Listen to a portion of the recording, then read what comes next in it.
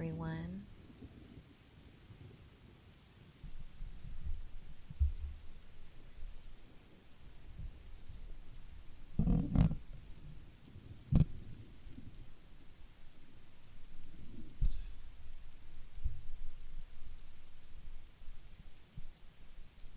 Welcome, welcome, fellow insomniacs.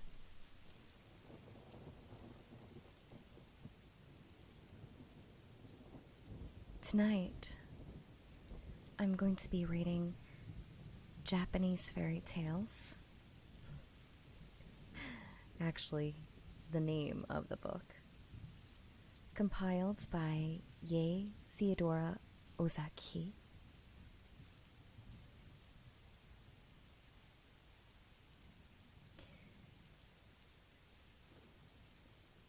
Thank you for coming by. I hope everyone's in bed.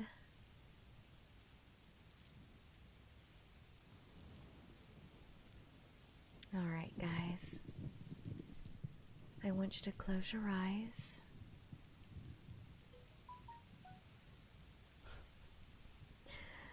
Set your phone off to do not disturb. Because you're going to go to bed now, right? Yeah, and you don't need your phone waking you up. All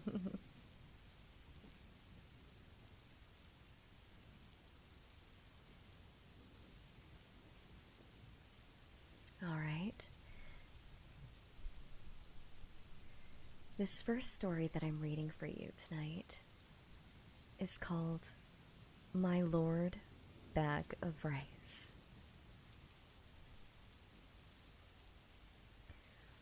Long, long ago,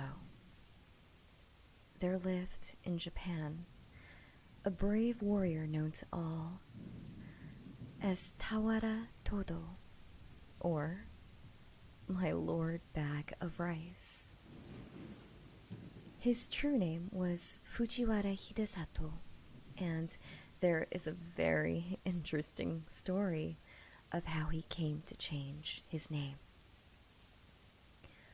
One day, he sallied forth in search of adventures, for he had the nature of a warrior and could not bear to be idle. So, he buckled on his 2 swords, took his huge bow, much taller than himself, in his hand, and slinging his quiver on his back, started out. He had not gone far when he came to the bridge of Seta no Karashi, spanning one end of the beautiful Lake Biwa. No sooner had he set foot on the bridge than he saw lying right across his path a huge serpent dragon. Its body was so big that it looked like the trunk of a large pine tree, and it took up the whole width of the bridge. One of its huge claws rested on the parapet of one side of the bridge, while its tail lay right against the other. The monster seemed to be asleep, and as it breathed, fire and smoke came out of its nostrils. At first, Hidesato could not help feeling alarmed at the sight of this horrible reptile lying in his path, for he must either turn back or walk right over its body. He was a brave man, however, and, putting aside all fear, went forward dauntlessly. Crunch, crunch, he stepped now on the dragon's body, now between its coils, and without even one glance backward, he went on his way. He had only gone a few steps when he heard someone calling him from behind. On turning back, he was much surprised to see that the monster dragon had entirely disappeared, and in its place was a strange-looking man who was bowing most ceremoniously to the ground. His red hair streamed over his shoulders and was surmounted by a crown in the shape of a dragon's head, and his sea-green dress was patterned with shells. Hidesato knew at once that this was no ordinary mortal, and he wondered much at the strange occurrence. Where had the dragon gone in such a short space of time? Or had it transformed itself into this man, and what did the whole thing mean?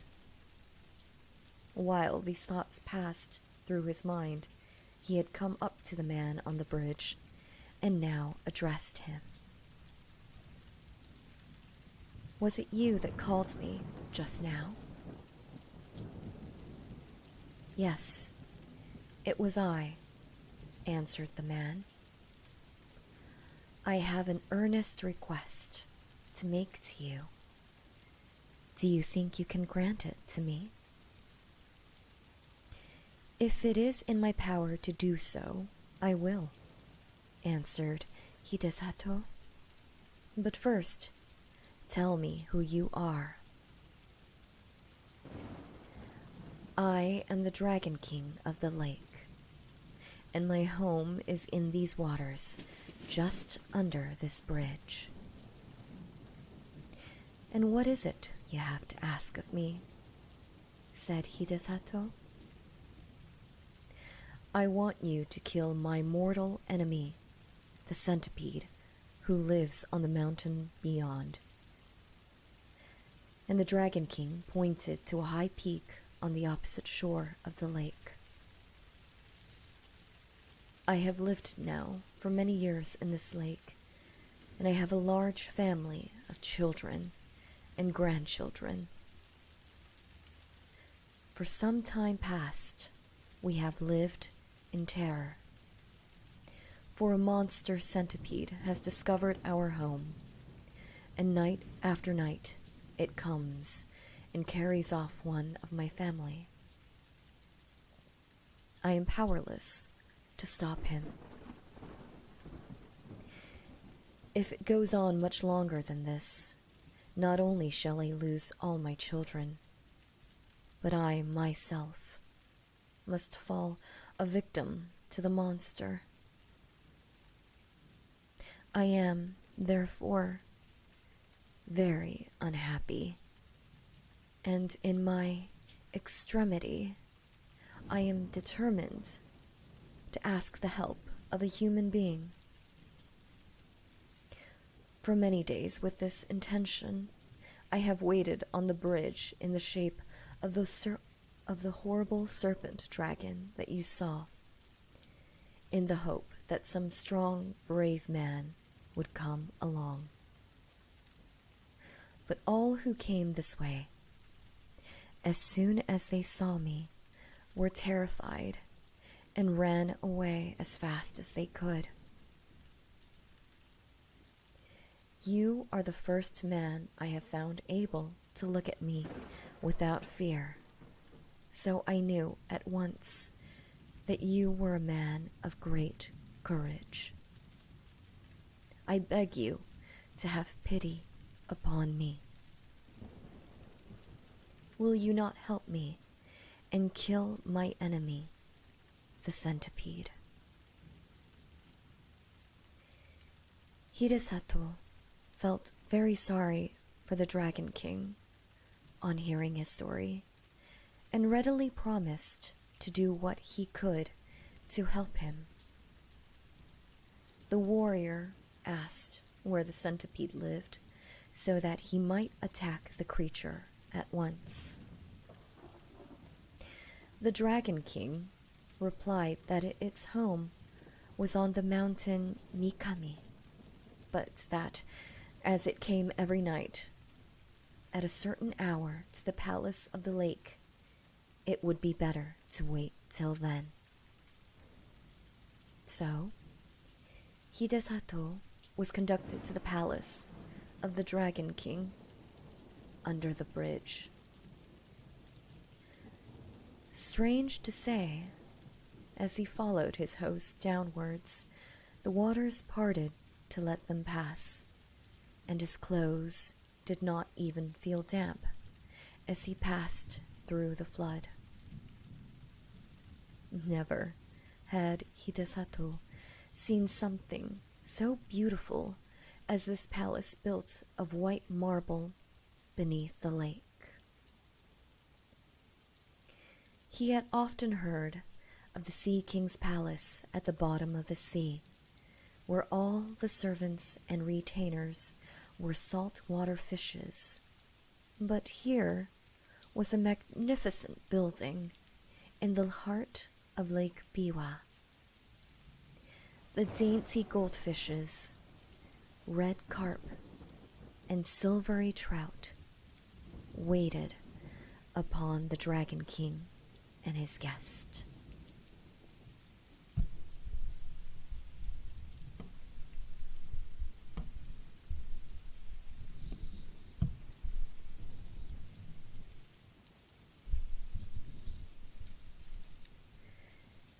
Hidesato and his host, my apologies,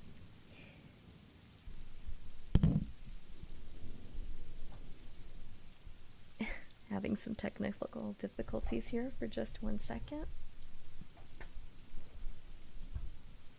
Okay.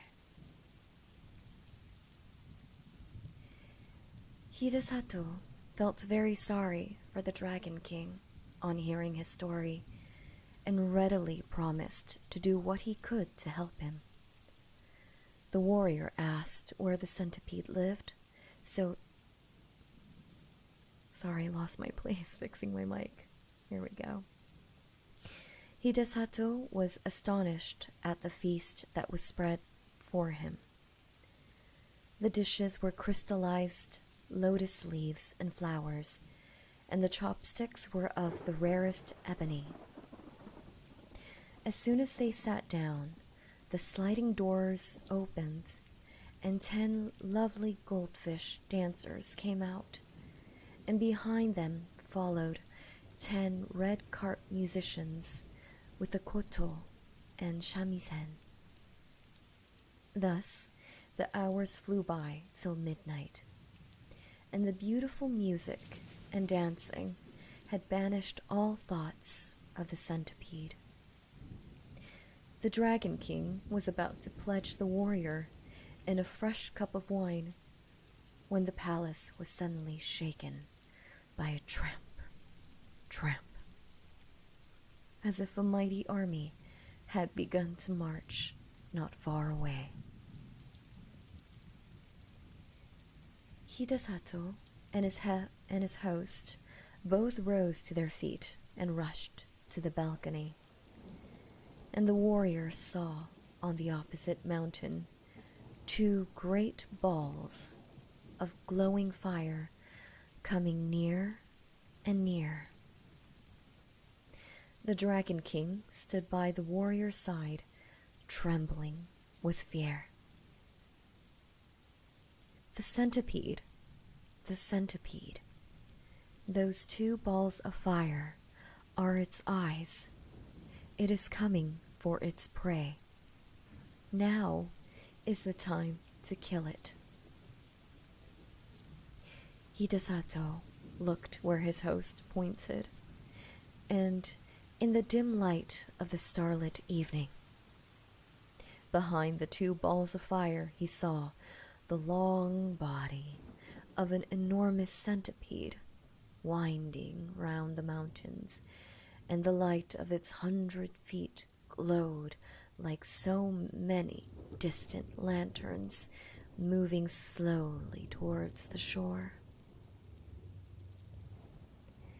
Hidesato showed not the least sign of fear.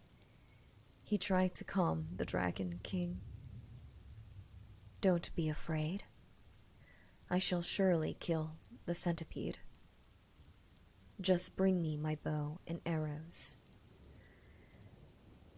The Dragon King did as he was bid, and the warrior noticed that he had only 3 arrows left in his quiver. He took the bow and, fitting an arrow to the notch, took careful aim and let fly. The arrow hit the centipede right in the middle of its head, but instead of penetrating, it glanced off harmless and fell to the ground. Nothing daunted, Hidesato took another arrow, fitted it to the notch of the bow, and let fly.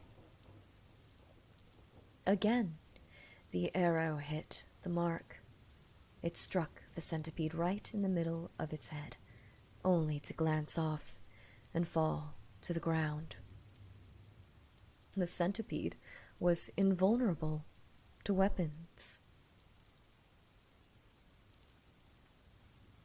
When the Dragon King saw that even this brave warrior's arrows were powerless to kill the centipede, he lost heart and began to tremble with fear.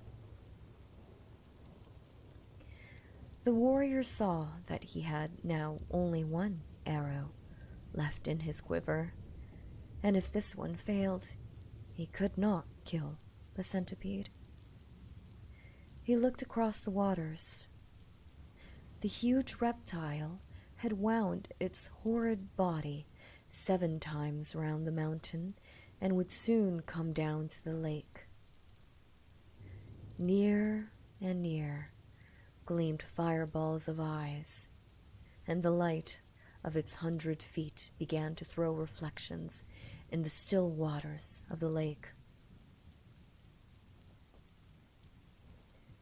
Then suddenly, the warrior remembered that he had heard human saliva was deadly to centipedes. But this was no ordinary centipede. This was so monstrous that even to think of such a creature made one creep with horror. Hidesato determined to try his last chance. So, taking his last arrow and first putting the end of it in his mouth, he fitted the notch to his bow, took careful aim once more, and let fly. This time, the arrow again hit the centipede right in the middle of its head, but instead of glancing off harmlessly, as before, it struck home to the creature's brain. Then, with a convulsive shudder, the serpentine body stopped moving, and the fiery light of its great eyes and 100 feet darkened to a dull glow like the sunset of a stormy day, and then went out in blackness. A great darkness now overspread the heavens. The thunder rolled, and the lightning flashed, and the wind roared in fury, and it seemed as if the world were coming to an end. The Dragon King and his children and retainers all crouched in different parts of the palace, frightened to death, for the building was shaken to its foundation. At last, the dreadful night was over. Day dawned, beautiful and clear. The centipede was gone from the mountain. Then Hidesato called to the Dragon King to come out with him on the balcony, for the centipede was dead, and he had nothing more to fear. Then all the inhabitants of the palace came out with joy, and Hidesato pointed to the lake. There lay the body of the dead centipede, floating on the water, which was dyed red with its blood. The gratitude of the Dragon King knew no bounds. The whole family came and bowed down before the warrior, calling him their preserver and the bravest warrior in all Japan. Another feast was prepared, more sumptuous than the first. All kinds of fish, prepared in every imaginable way, raw, stewed, boiled, and roasted, served on coral trays, and crystal dishes were put before him. And the wine was the best that Hidesato had ever tasted in his life. To add to the beauty of everything, the sun shone brightly, the lake glittered like a liquid diamond, and the palace was 1,000 times more beautiful by day than by night. His host tried to persuade the warrior to stay a few days, but Hidesato insisted on going home, saying that he had now finished what he had come to do and must return. The Dragon King and his family were all very sorry to have him leave so soon, but since he would go, they begged him to accept a few small presents. So they said, in token of their gratitude to him for delivering them forever from their horrible enemy, the centipede. As the warriors stood in the porch taking leave, a train of fish was suddenly transformed into a retinue of men, all wearing ceremonial robes and dragon's crowns on their heads to show that they were the servants of the great Dragon King. The presents that they carried were as follows. First, a large bronze bell. Second, a bag of rice. Third, a roll of silk. Fourth, a cooking pot. Fifth, a bell. Hidesato did not want to accept all of these presents, but as the Dragon King insisted, he could not well refuse. The Dragon King himself accompanied the warriors far as the bridge, and then took leave of him with many bows and good wishes, leaving the procession of servants to accompany Hidesato to his home with the presents. The warrior's household and servants had been very much concerned when they found that he did not return the night before, but they finally concluded that he had been kept by the violent storm and had taken shelter somewhere. When the servants on the watch for his return caught sight of him, they called to everyone that he was approaching, and the whole household turned out to meet him, wondering much what the retinue of men bearing presents and banners that followed him could mean. As soon as the Dragon King's retainers had put down the presents, they vanished, and Hidesato told all that had happened to him. The presents which he had received from the grateful Dragon King were found to be of magic power. The bell only was ordinary, and as Hidesato had no use for it, he presented it to the temple nearby, where it was hung up to boom out the hour of day over the surrounding neighborhood. The single bag of rice, however, although much was taken from it day after day for the meals of the night and his whole family, it never grew less. The supply in the bag was inexhaustible. The roll of silk, too, never grew shorter, though time after time long pieces were cut off to make the warrior a new suit of clothes to go to court in at the new year. The cooking pot was wonderful, too. No matter what was put into it, it cooked deliciously, whatever was wanted without any firing. Truly a very economical saucepan. The fame of Hidesato's fortune spread far and wide, and as there was no need for him to spend money on rice or silk or firings, he became very rich and prosperous, and was henceforth known as my Lord Bag of Rice.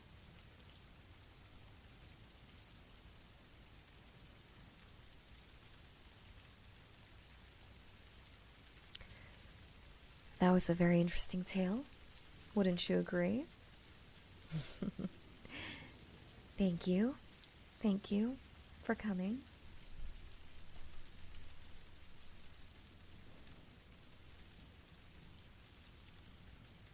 Our next tale is The Tongue-Cut Sparrow.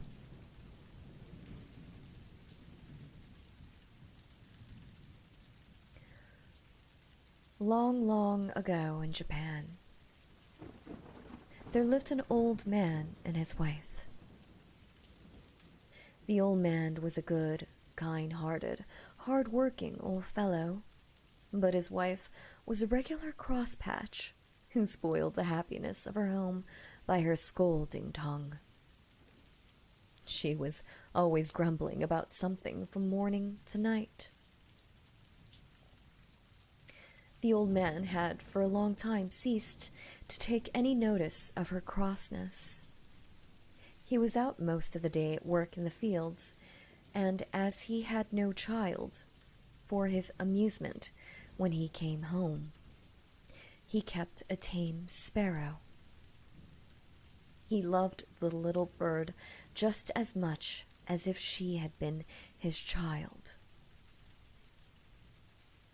When he came back at night after his hard day's work in the open air, it was his only pleasure to pet the sparrow, to talk to her, and to teach her little tricks, which she learned very quickly. The old man would open her cage and let her fly about the room, and they would play together. Then, when supper time came, he always saved some titbits from his meal with which to feed his little bird.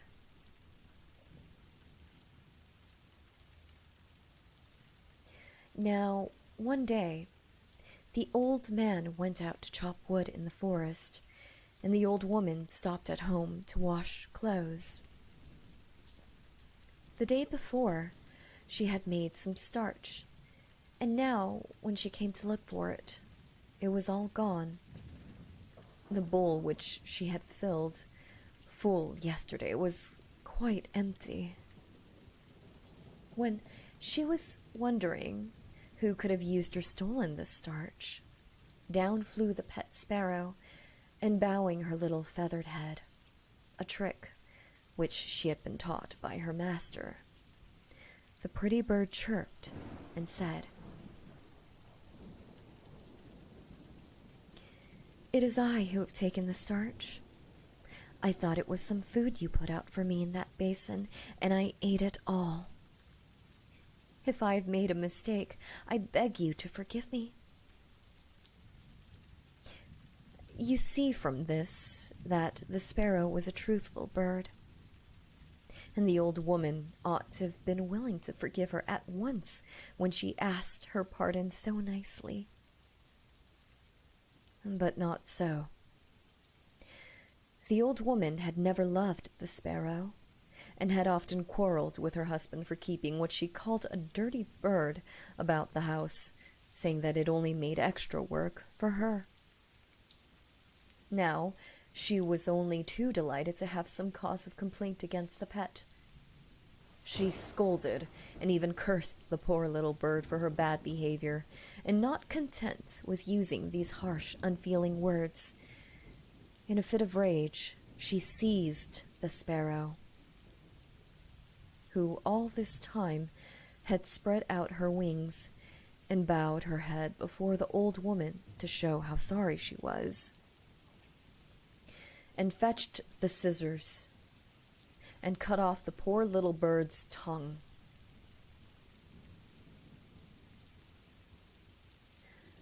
"I suppose you took my starch with that tongue? Now you may see what it is like to go without it."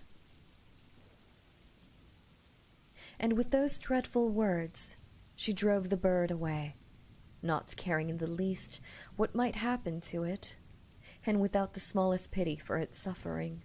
So unkind was she.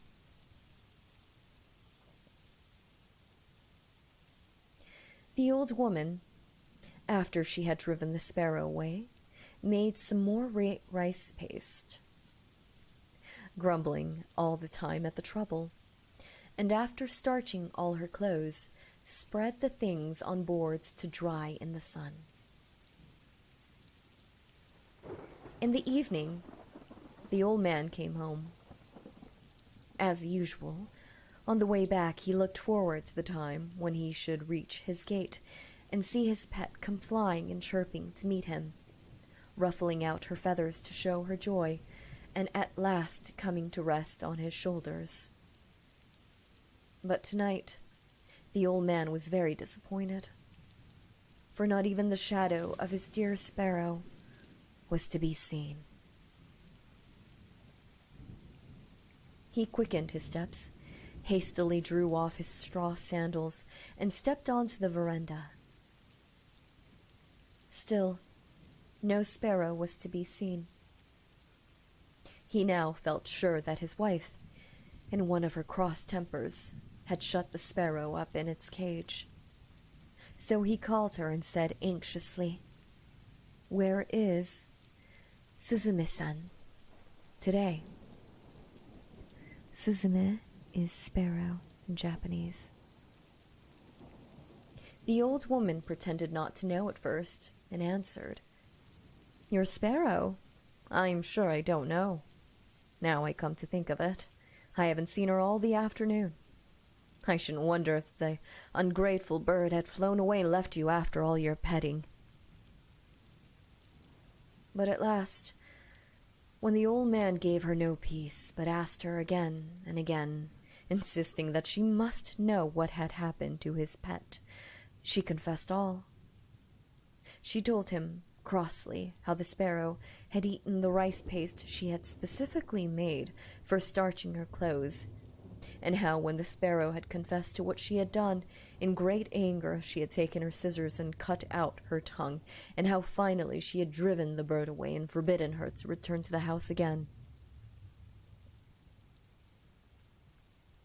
Then the old woman showed her husband the sparrow's tongue, saying, "Here is the tongue I cut off. Horrid little bird, why did it eat all my starch?" "How could you be so cruel? Oh, how could you be so cruel?" was all that the old man could answer. He was too kind-hearted to punish his shrew of a wife, but he was terribly distressed at what had happened to his poor little sparrow. "What a dreadful misfortune for my poor Suzume-san to lose her tongue," he said to himself.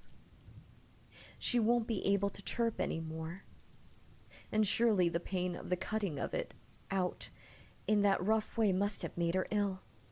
Is there nothing to be done?" The old man shed many tears after his cross wife had gone to sleep. While he wiped away the tears with the sleeve of his cotton robe, a bright thought comforted him. He would go and look for the sparrow on the morrow. Having decided this, he was able to go to sleep at last. The next morning, he rose early, as soon as ever the day broke, and snatching a hasty breakfast, started out over the hills and through the woods, stopping at every clump of bamboos to cry, "Where, oh where does my tongue-cut sparrow stay?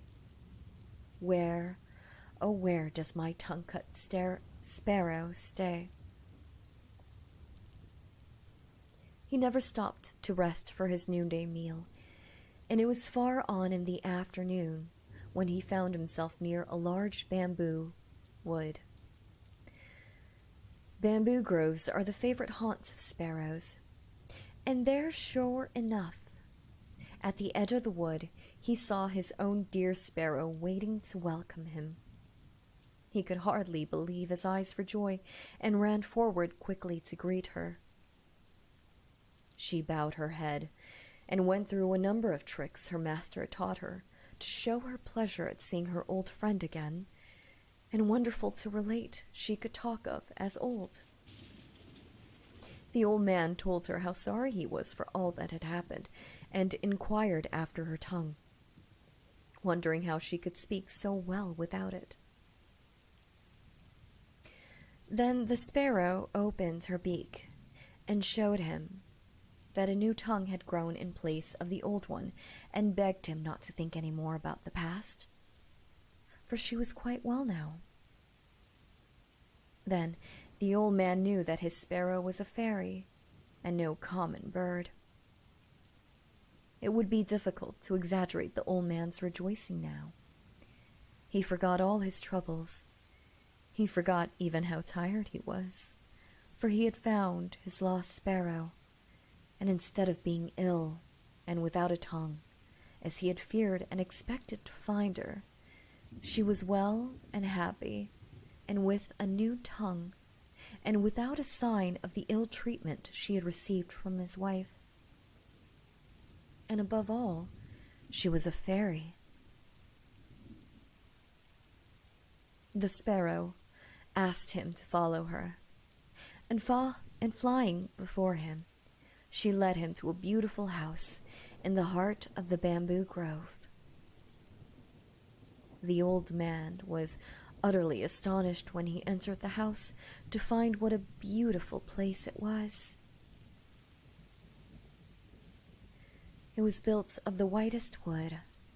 The soft cream-colored mats, which took the place of carpets, were the finest he had ever seen, and the cushions that the sparrow brought out for him to sit on were made of the finest silk and crepe. Beautiful vases and lacquer boxes adorned the tokonoma of every room. Tokonoma means an alcove where precious objects are displayed. The sparrow led the old man to the place of honor, and then, taking her place at a humble distance, she thanked him with many polite bows for all the kindness he had shown her for many long years. Then the Lady Sparrow, as we will now call her, introduced all her family to the old man. This done, her daughters, robed in dainty crepe gowns, brought in on beautiful old-fashioned trays a feast of all kinds of delicious foods, until the old man began to think he must be dreaming. In the middle of the dinner, some of the sparrow's daughters performed a wonderful dance called the Susume Odori, or the sparrow's dance, to amuse the guest. Never had the old man enjoyed himself so much. The hours flew by too quickly in this lovely spot, with all these fairy sparrows to wait upon him, and to feast him, and to dance before him.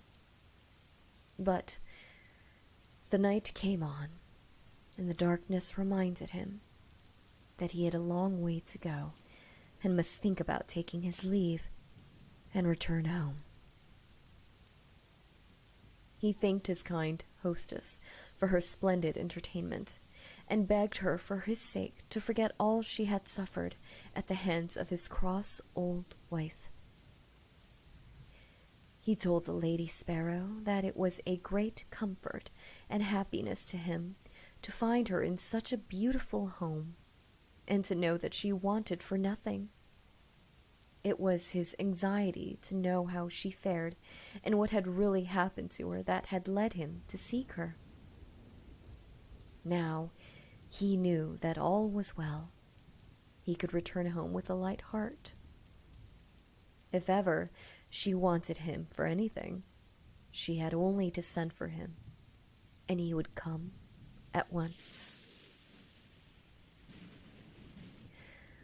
The Lady Sparrow begged him to stay and rest several days and enjoy the change, but the old man said he must return to his old wife, who would probably be cross at his not coming home at the usual time, and to his work, and therefore, much as he wished to do so, he could not accept her kind invitation. But now that he knew where the Lady Sparrow lived, he could come to see her whenever he had the time. When the Lady Sparrow saw that she could not persuade the old man to stay longer, she gave an order to some of her servants, and they at once brought in 2 boxes, one large and the other small. These were placed before the old man, and the Lady Sparrow asked him to choose whichever he liked for a present, which she wished to give him. The old man could not refuse this kind proposal, and he chose the smaller box, saying, "I am now too old and feeble to carry the big and heavy box. As you are so kind as to say that I may take whichever I like, I will choose the smaller one, which will be easier for me to carry." Then the sparrows all helped him put it on his back, and went to the gate to see him off, bidding him good-bye with many bows, and entreating him to come again whenever he had the time. Thus the old man and his pet sparrow separated quite happily, the sparrow showing not the least ill will for all the unkindness she had suffered at the hands of the old wife. Indeed, she only felt sorrow for the old man, who had to put up with it all his life.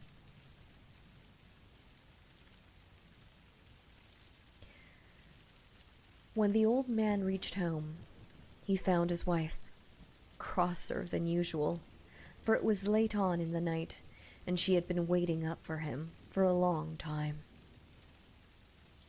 "Where have you been all this time?" she asked in a big voice. "Why do you come back so late?"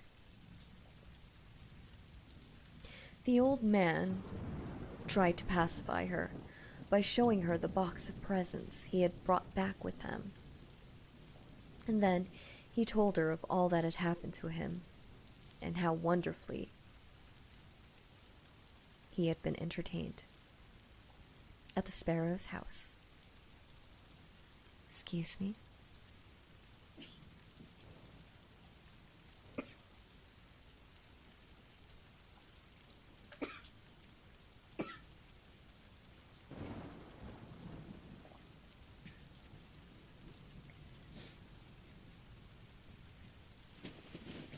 "Now, let us see what's in the box," said the old man, not giving her time to grumble again. "You must help me open it." And they both sat down before the box and opened it. To their utter astonishment, they found the box filled to the brim with gold and silver coins and many other precious things. The mats of their little cottage fairly glittered as they took out the things one by one and put them down and handled them over and over again.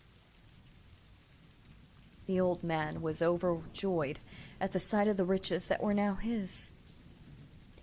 Beyond his brightest expectations was the was the sparrow's gift, which would enable him to give up work and live in ease and comfort the rest of his days.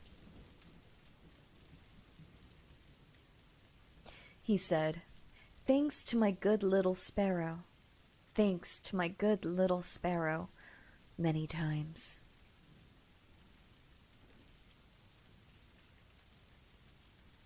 But the old woman, after the first moments of surprise and satisfaction at the sight of the gold and silver were over, could not suppress the greed of her wicked nature. She now began to reproach the old man for not having brought home the big box of presents, for in the innocence of his heart he had told her how he had refused the large box of presents which the sparrows had offered him, preferring the smaller one because it was light and easy to carry home. "You silly old man," said she. "Why did you not bring the large box? Just think what we have lost. We might have had twice as many silver gold as this. You are certainly an old fool," she screamed, and then went to bed as angry as she could be.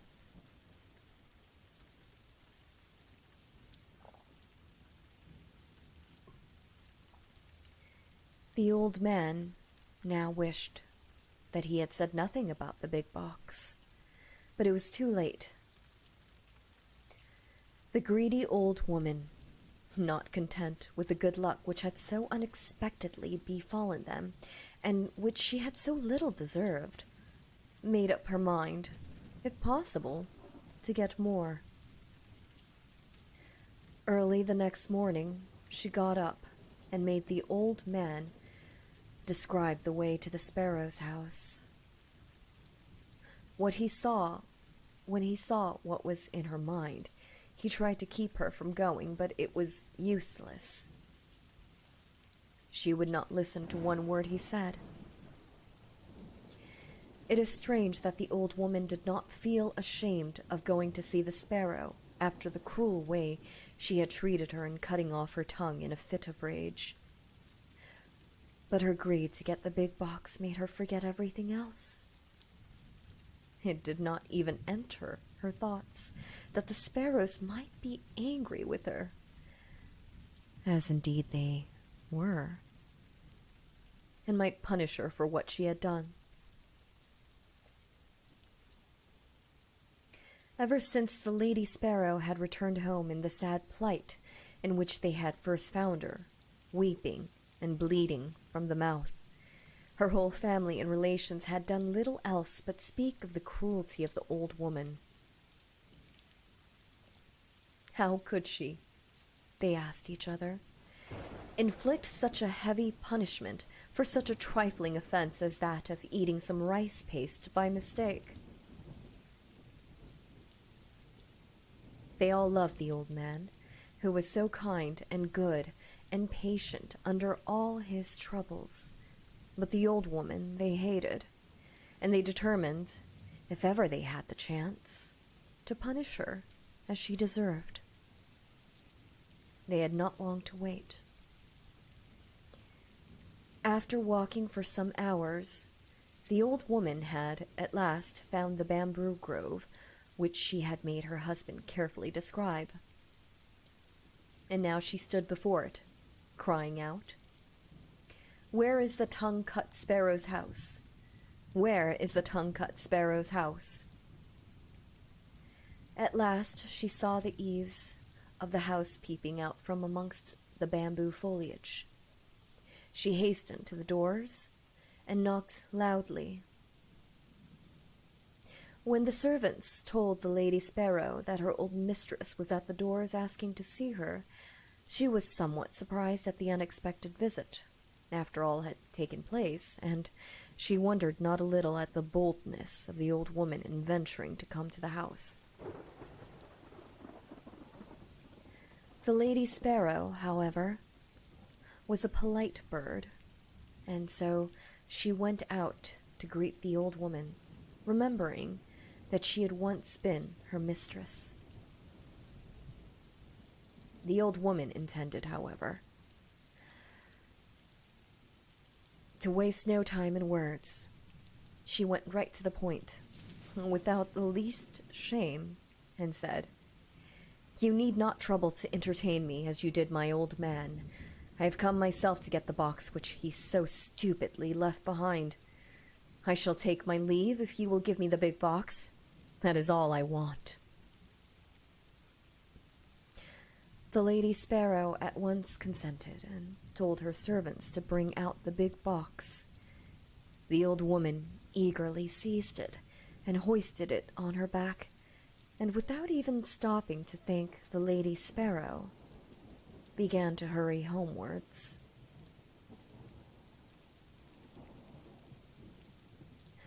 The box was so heavy that she could not walk fast, much less run. She would have liked to do so. Anxious was she to get home and see what was inside the box, but she had often to sit down and rest herself by the way. While she was staggering along under the heavy load, her desire to open the box became too great to be resisted. She could wait no longer, for she supposed this big box to be full of gold and silver and precious jewels like the small one her husband had received. At last, this greedy and selfish old woman put down the box by the wayside and opened it carefully, expecting to gloat her eyes on a mine of wealth. What she saw, however, so terrified her that she nearly lost her senses.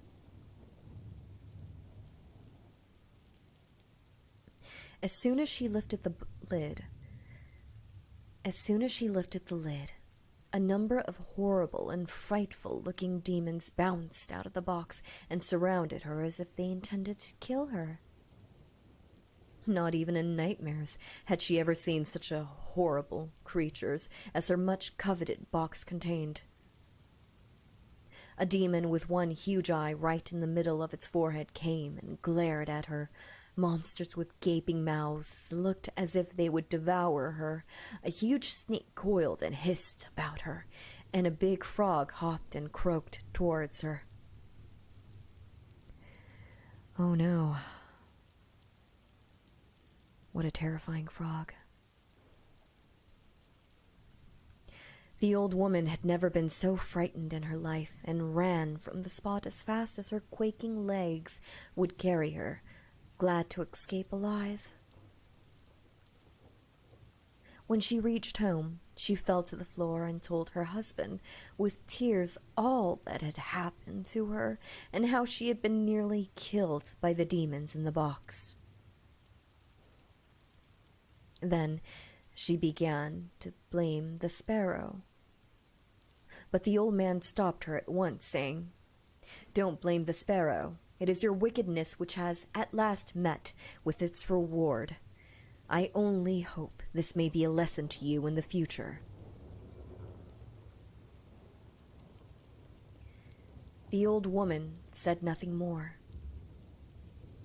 And from that day she repented of her cross, unkind ways, and by degrees became a good old woman, so that her husband hardly knew her to be the same person, and they spent their last days together, happily, free from want or care, spending carefully the treasure the old man had received from his pet, the Tongue-Cut Sparrow.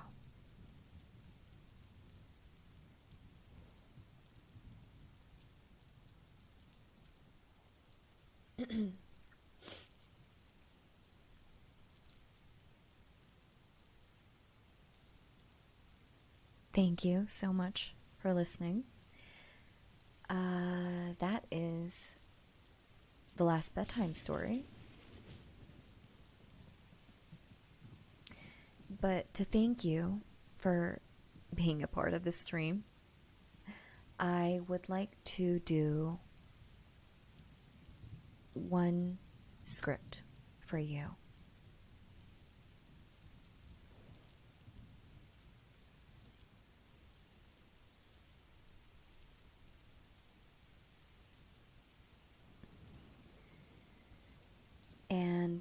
this one is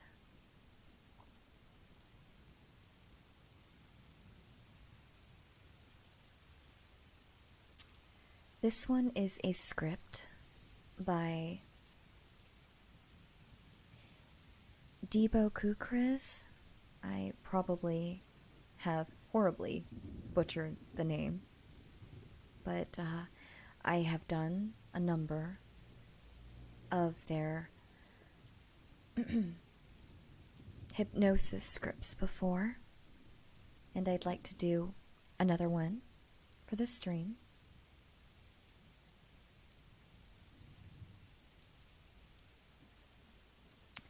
So, one second, let me just...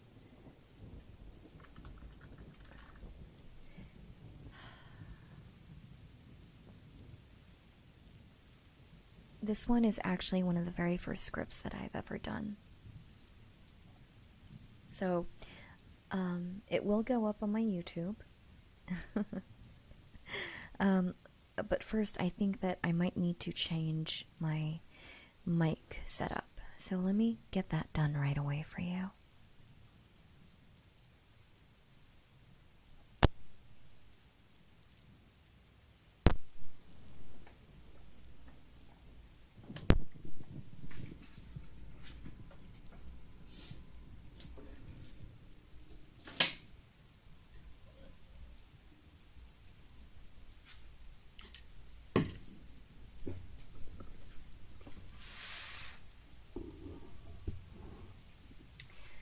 Okay, this is your left ear, and this is your right ear.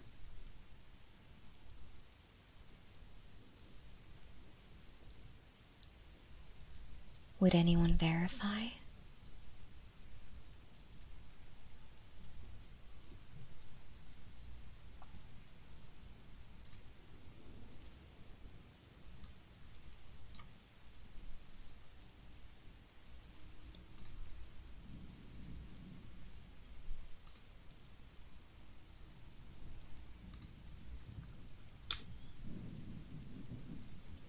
Thank you very much. I'm just going to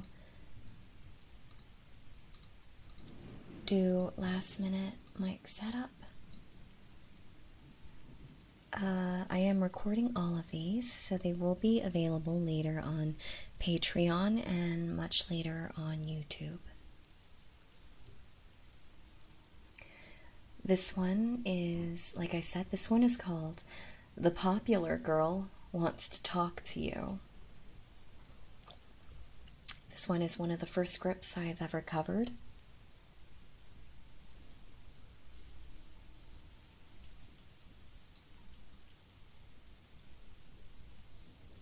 There won't be any sound effects since I'm kind of doing this from the hip.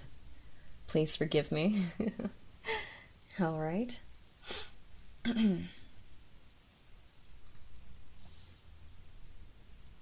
Hey, do you have a minute?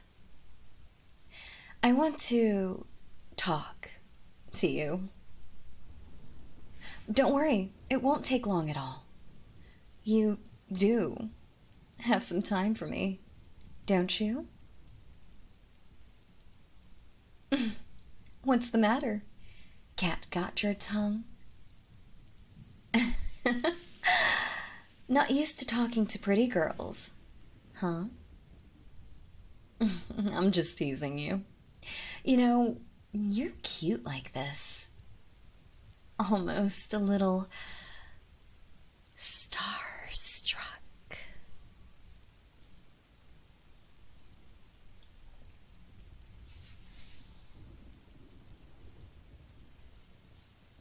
Hey, Earth to classmate. Too busy drowning in my eyes to pay attention to me.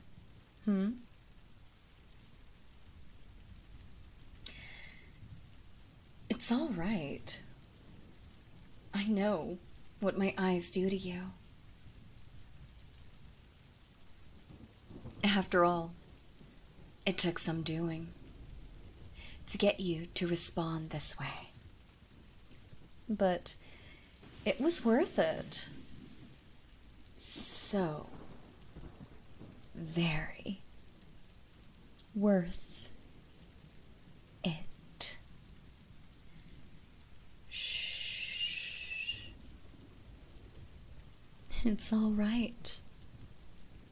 Just keep looking. Keep sinking.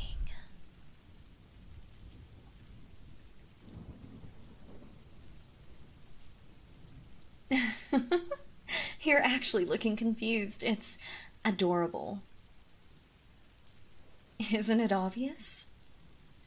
I've been hypnotizing you, sweetie. Mm-hmm. You're under my spell.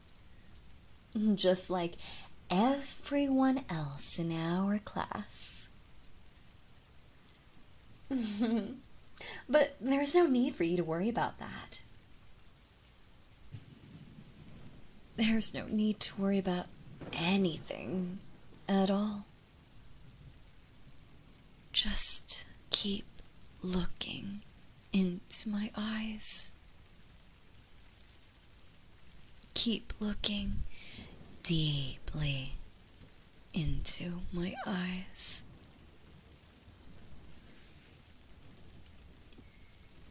And melt for me.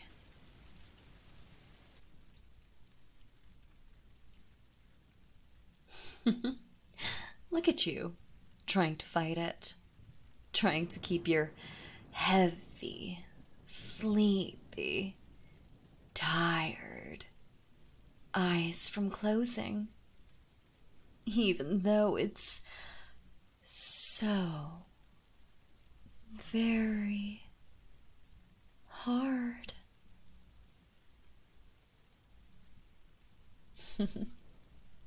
You know, I've always liked that about you. You don't fold until I make you. But you do fold in the end. And you will fold. You will melt for me, just like you always do. You can never resist me. You can never resist my eyes.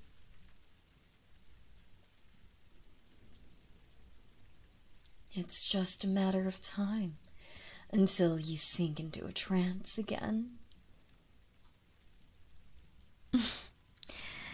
You're already halfway there.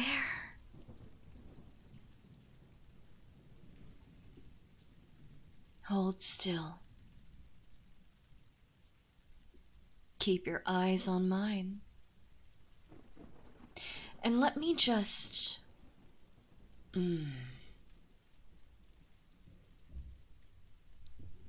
rub your temples. Like this. Feels good, doesn't it? Uh-huh. There's no need to reply. I can see it on your face. I can see the tension draining away as I keep making these tiny little circles.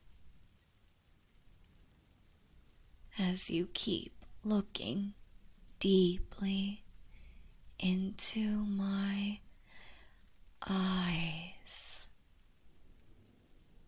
Just relax.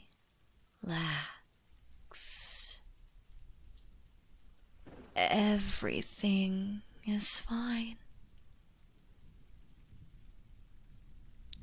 Everything is just fine.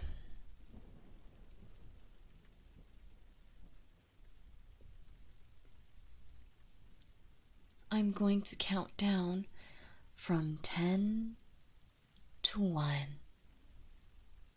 And with each number I count, you're going to fall a little deeper into my eyes. You're going to let go a little more. 10. Look into my eyes and melt for me. That's right. You remember how these words make you feel? Melt for me. 9. It feels so good to melt for me, to sink into my eyes, to stop thinking and simply melt for me.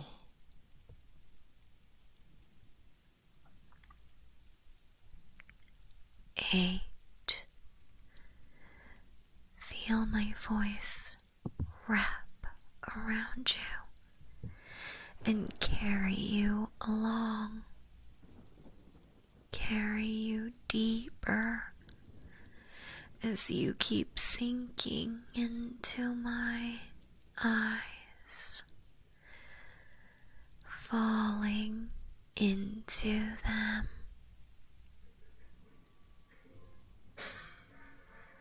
7. Falling deeper and deeper with every number I count, listening only to the sound of my voice. 6.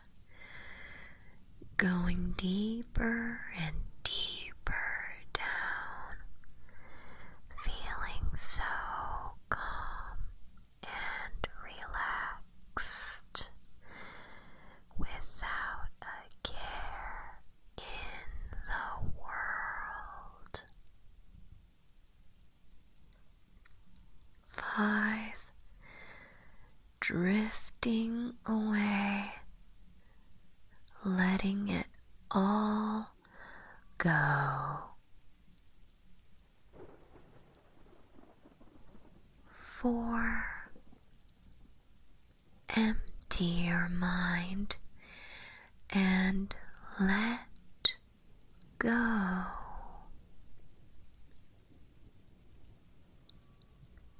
3. Melt for me.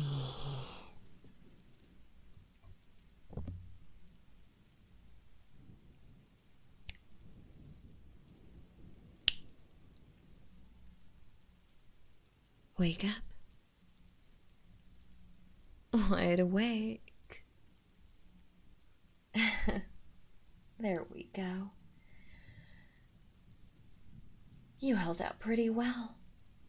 I figure I'd let you enjoy your achievement for a while before I make you forget about all this again.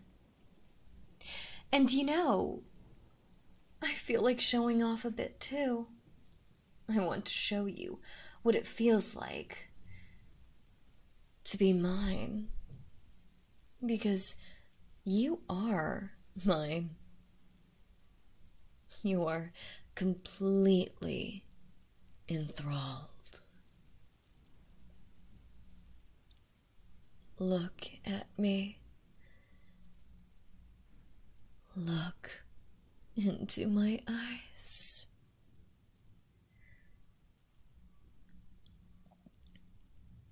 You would do anything for me, wouldn't you?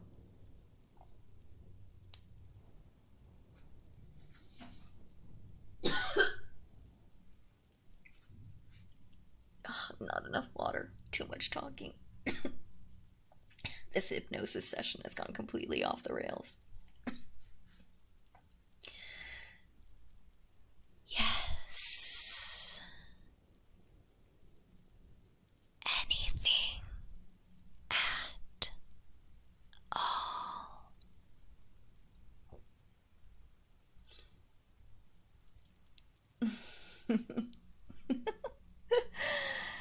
Yeah, that's more like it.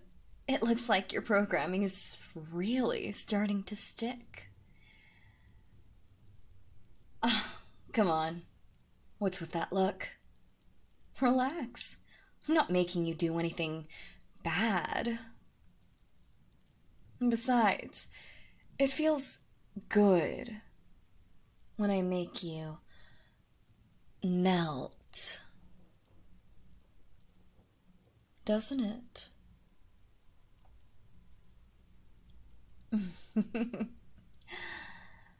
Uh-huh. So, would you kindly not worry about it? You know, you're fun to play with. I wouldn't mind. Yeah, I think I'm going to give you a shot.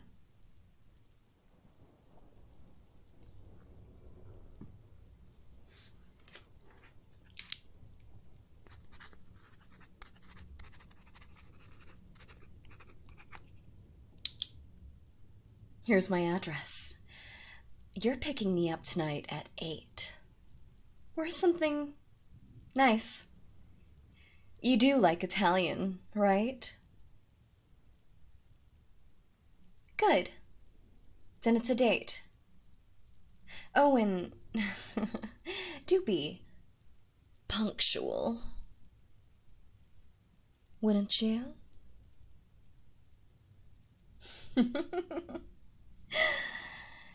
See you tonight.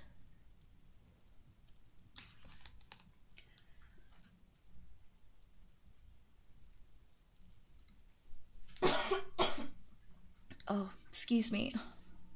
I usually have water prepared, but I forgot. Yeah, ladies and gentlemen, it's very important to keep yourself hydrated when you're talking for long periods of time.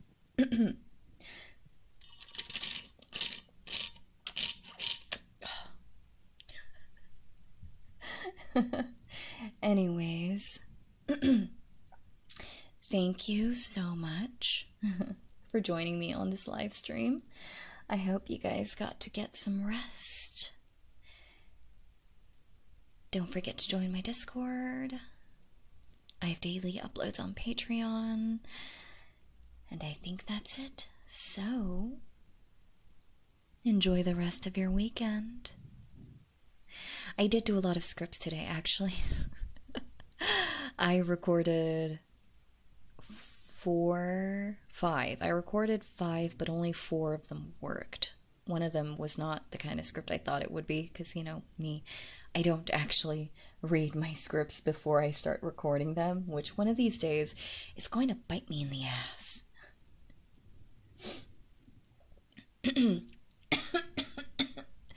Anyways, I'm going to go and chug a gallon of water. So thank you guys so much for joining the stream. I'll see you guys later.